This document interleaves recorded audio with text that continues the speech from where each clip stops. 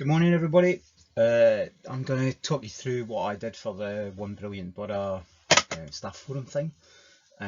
Just kind of the spiel, I guess, if you like, that I kind of used. It was partly a script and partly obviously stuff that I added. I'm coming to you in this rather miserable grey Saturday morning.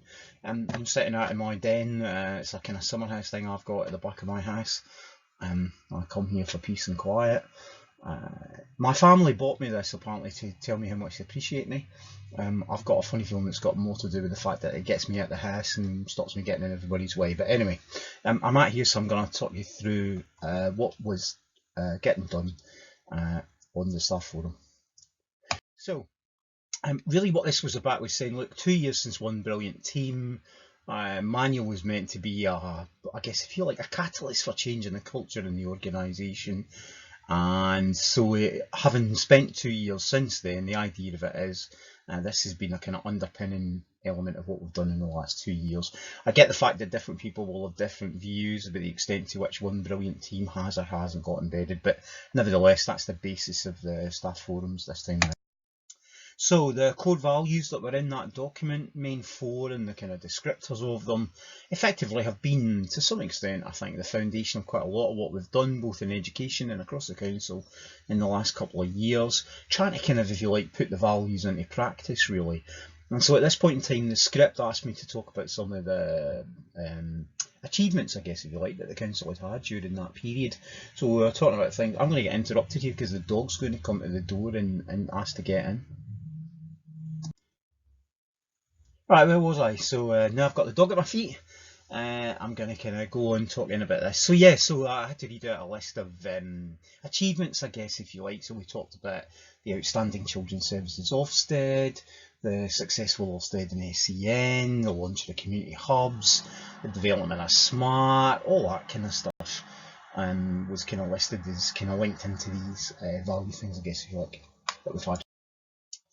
So the idea effectively in the staff forums this time around is to say, right, coming out of One Brilliant Team, how do you move that on the assumption that you've kind of done a lot of that and use that to generate a different kind of set of outcomes, I guess, if you like, for the borough. And what we wanted to look at here was a lot of the stuff about, actually, what is the borough like and how is the borough changing? So this part of the forum presentation is very much about data, and I thought some of it actually was quite interesting. So things like, for example, Redbridge, currently the third most diverse borough in the country. 84% of our residents currently are either white or Asian. Over 100 languages spoken in the borough. And between 2001 and 2025, in a 24-year period, the council will see a growth in the population here of 36%. And to put that in numerical terms, that's about 87,000 extra residents in the space of 24 years. So it's been a colossal amount of growth, which effectively makes Redbridge the second largest borough in the kind of northeast of London. Only Newham has got a larger population than Redbridge has got. And yet for all that growth, one of the things that's a negative on that is that housing stock in Redbridge has grown slower, I think, than any other part of London, except for one borough in the southwest. And of course, the net consequence of that is if you've got all these extra people moving in, you don't develop the housing stock, then effectively what happens is you get greater levels of people living in the housing that you had already. Obviously, the local plan's got a target to deliver 17,000 new homes in the next 10 years. And so that, effectively, as we think about that, we think we're going to get this massive population surge still keeping going for the next 10 years. And how are we going to do that? And of course, a couple of things for us that are really important is we know that the schools are highly valued, they're really effective, educational attainment is high. So effectively, as all of that change happens, how do we, from our perspective, keep that going? Then it went into a series of things, I guess, if you like, that were about the borough itself. Some really interesting data about demographics and about population. Some of the things I thought were really quite interesting for me was the fact that actually the borough's population profile over the next few years is going to get greater, but it's going to be disproportionately in the 10 to 19-year-old age group the 40 to 49-year-old age group and in the over 60 age group. So at the same time as the proportion of the population gets younger, it will also, strangely enough, get much older as well at either end of the spectrum. And of course, from I guess if you like, from an ethnicity profile, there's going to be an increasing number of people in the borough from Southern Asia, and a decline, I guess, if you like, that's going to continue in the number of people who regard themselves as white British living in the borough. Population itself, three largest changes, as I say, in those age groups, and they expect that in just the next 10 years alone, the 10 to 19 population here is going to grow by about 15%. By the time we get to about 2025, which is really quite a considerable jump actually, and it will have implications for us in terms of things like pupil place planning and stuff like that. In terms of this was an interesting set of data because effectively what this looks at is the spending potential and the relative wealth of different individuals across the community using a particular data tool that looks at spend habits. And you can see here that actually when you look at one side of the borough, this is where predominantly the more affluent families, I guess if you like, live in the borough proportionately, and actually that's also where the age bracket is expected to grow in the 70, 79 age range. So it's kind of like an increasingly affluent population in that part of the borough, but also an increasingly older population in that part of the borough. Then you've got these kind of 40 to 49-year-olds up around the areas around Aldborough, Hainault. They are reasonably comfortably off according to the data, but actually not as well off as the people who are over in the west. And then of course where the age range is expected to grow down in the south in that 10 to 19 bracket, these tend to be areas where we've got the, I guess if you like, the greater number of families who suffer from economic challenges and disadvantages. This one effectively looks at local super output areas. There are 32,800 of them all over the country. The worst one is number 1, the best one is number 32,844, I think it is. And so what this does is this looks at how each of those are, I guess if you like, are blocked and ranked in Redbridge. And you can see that the more green it is, the more affluent and less deprived it is, the more it moves towards yellow, orange and red, then of course you get greater levels of deprivation.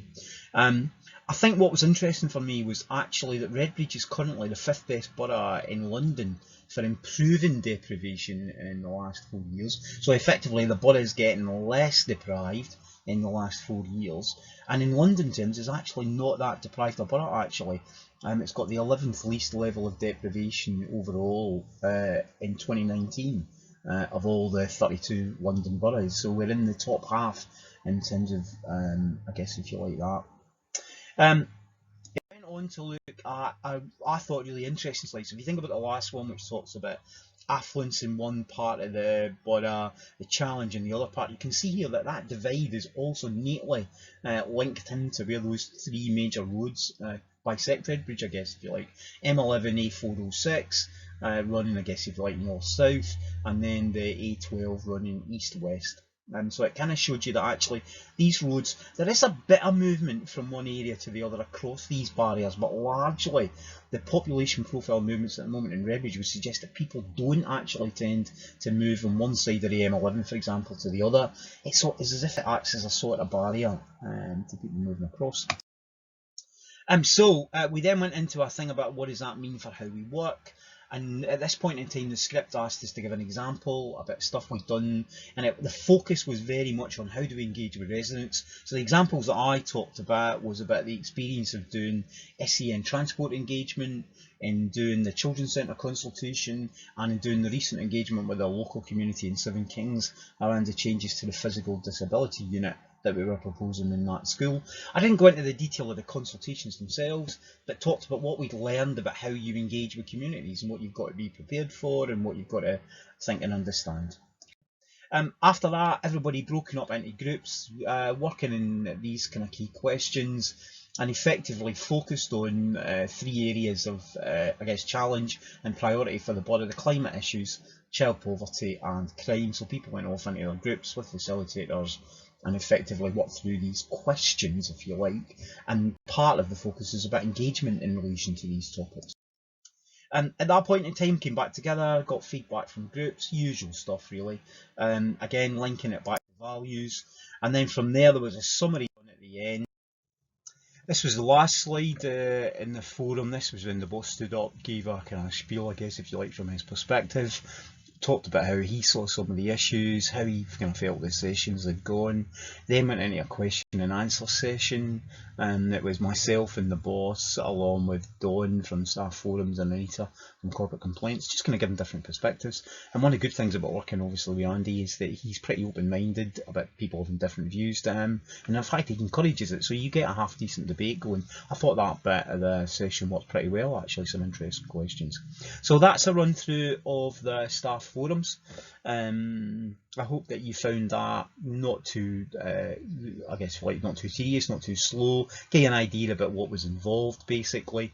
And that's it, really. If you get a chance to go along, then I think that's a better way of doing it. But this is really for those of you who don't get a chance to go along. You can maybe just spend 10 minutes and have a look at this. It's the Saturday, obviously, the Scotland-England rugby match today. I'll be passionately supporting my team, so if you live within a 5-mile radius of me, you will probably hear me from about 4:45 onwards screaming at my team in the hope that we might somehow miraculously win. If we do win, I will see you on Monday and I will have a huge grin all over my face. If we don't win, I'll see you on Monday. I suggest you give me at least 48 hours and just don't speak to me. Alright, have a good weekend.